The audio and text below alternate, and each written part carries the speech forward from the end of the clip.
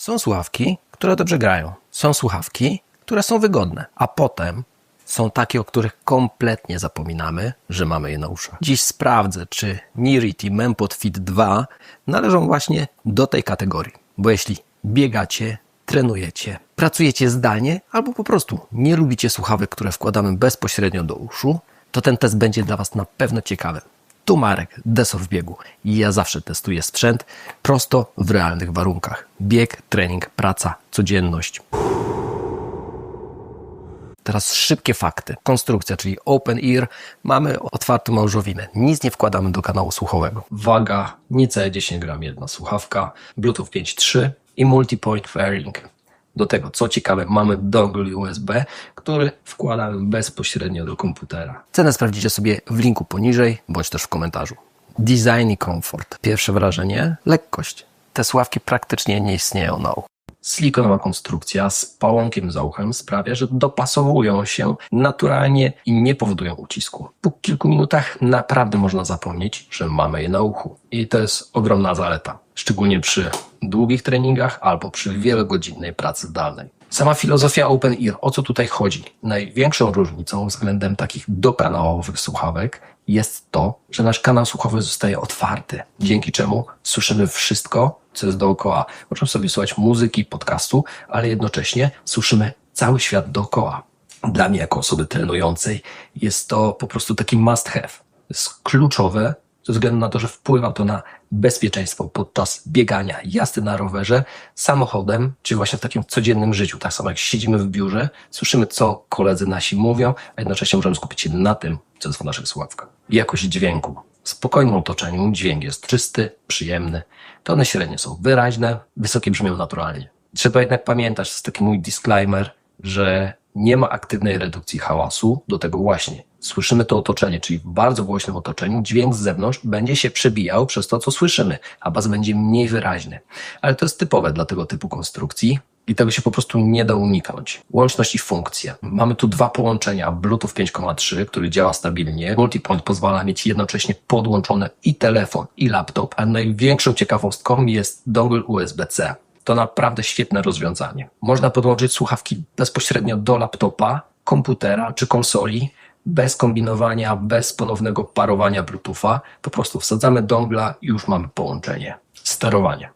Panele dotykowe działają bardzo responsywnie i podczas testów nie miałem problemu z ich obsługą. Bateria do 10 godzin pracy na jednym ładowaniu, z etui około 45. To, co mogę powiedzieć, nigdy nie zabrakło mi energii na treningu, ani jeżeli pracowałem spokojnie 8 godzin. Większą część czasu miałem słuchawki na uszach, ani razu mi się nie rozładowały. Do tego właśnie wsadzenie na chwilę chociaż do etui ładującego ratuje też sytuację. Etui jest większe niż standardowe TVS, ale jest płaskie i dobrze mieści się w kieszeni. Rozmowy i mikrofony. Słuchawki posiadają technologię ENC oraz podwójne mikrofony. Podczas rozmów głos jest czytelny, a szumy otoczenia są ograniczone. Sprawdza się to zarówno w ruchu, jak i podczas pracy zdalnej.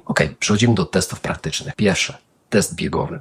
Podczas biegania słuchawki bardzo dobrze trzymają się za uchem.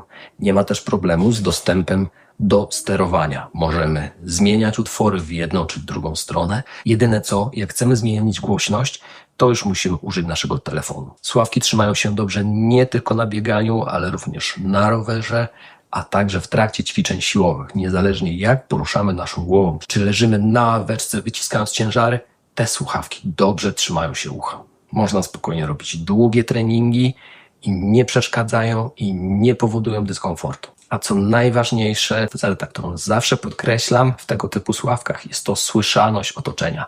To moim zdaniem jest po prostu kluczowa funkcja. W innych słuchawkach ja nie trenuję, nie biegam. To co istotne, w trakcie treningu pot nie miał większego wpływu na działanie ani słuchawek, ani stabilności połączenia. Jakość dźwięku jest bardzo porównywalna do innych słuchawek z tego typu konstrukcji. Zdecydowanie test sportowy został zaliczony. Teraz test taki spacerowy. Słuchawki bez problemu można nosić nawet z czapką. Podczas dłuższych spacerów pozostają wygodne i stabilne. Pod czapką nie przeszkadzają. Czy mamy opaskę, czy coś innego, jest zupełnie całkiem w porządku. Nie męczą uszu. Jest to sprzęt, który można mieć na sobie przez wiele godzin bez poczucia zmęczenia. Test spacerowy również zaliczony. Teraz test biurowy. W mojej pracy bardzo ważne jest to, abym był dobrze słyszalny i żebym ja dobrze słyszał mojego rozmówcę. Te słuchawki zapewniają mi to rozwiązanie, a do tego są wygodne i połączenie dzięki dongle USB-C jest stabilne. W pracy naprawdę można dość szybko zapomnieć, że mamy je na uszach. Odbieranie i kończenie połączeń działa bez problemu. Jakość rozmów jest dobra, zarówno przy zwykłych rozmowach telefonicznych, jak i podczas wideokonferencji. Ogromnym plusem jest wspomniany już dongle USB. Poprawia on stabilność połączenia z laptopem, wydłuża nam zasięg, a jeśli przełączamy się między stacją roboczą albo między dwoma laptopami, komputerami, wystarczy po prostu przepiąć tego dongla, no i wszystko już od razu działa. Teraz test MPod Fit 2 w samochodzie. Jadę 40 na godzinę. Teraz jadę 70, 80 na godzinę. 100 na godzinę, myślę, że to jest taka już wystarczająca prędkość, by wyciągnąć pewne wnioski. Często korzystamy z takich słuchawek, jeżeli nie mamy dobrego zestawu głośno mówiącego w samochodzie. Czasami to właśnie te słuchawki bywają zdecydowanie lepsze, aniżeli taki fabrycznie zamontowany zestaw słuchawkowy w samochodzie.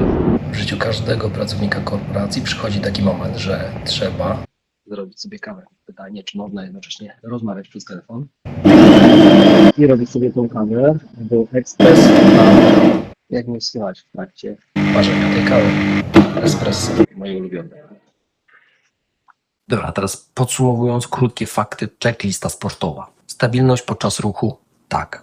Komfort długiego noszenia? Tak. Bezpieczeństwo w ruchu? Duży plus. Sterowanie podczas treningu?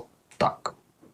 Odporność na pot? Tak. Uniwersalność zastosowania? Tak. A dla kogo są te słuchawki? Na pewno dla osób aktywnych, dla osób pracujących zdalnie, dla tych, którzy nie lubią słuchawek takich stricte dokanałowych, dla osób, które chcą słyszeć otoczenie, a mniej dla osób, które szukają mocnego basu i pełnej izolacji od otoczenia. Bo to muszę podkreślić, jeżeli jesteście w biurze i chcecie się po prostu odciąć od otoczenia, od tych wszystkich szumów, głosów dookoła, te słuchawki wam tego nie zapewnią. Moje subiektywne odczucia. Największym zaskoczeniem podczas tych testów była wygoda.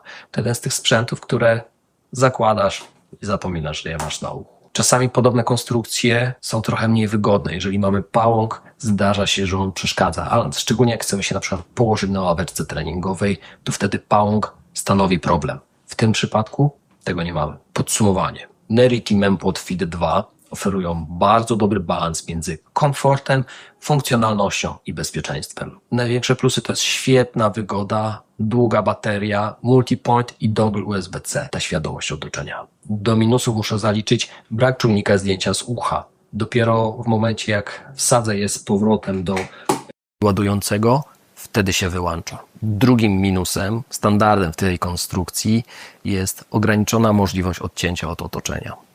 Tego tutaj po prostu nie ma. I w żadnym tego typu modelu tego nie znajdziecie. I teraz najważniejsze pytanie, czy kupiłbym je drugi raz? Myślę, że tak. W każdym moim teście sprawdziły mi się bardzo dobrze, a jestem z nich po prostu zadowolony. Oczywiście mają parę minusów, o których też już powiedziałem, ale plusy je przewyższają. Dajcie znać w komentarzach, czy korzystacie z tego typu konstrukcji, czy wolicie jednak te dokanałowe. A jeżeli materiał był pomocny, bardzo proszę zasubskrybujcie kanał, polubcie go, zostawcie komentarz, a ja lecę testować następny sprzęt. Do zobaczenia, pa!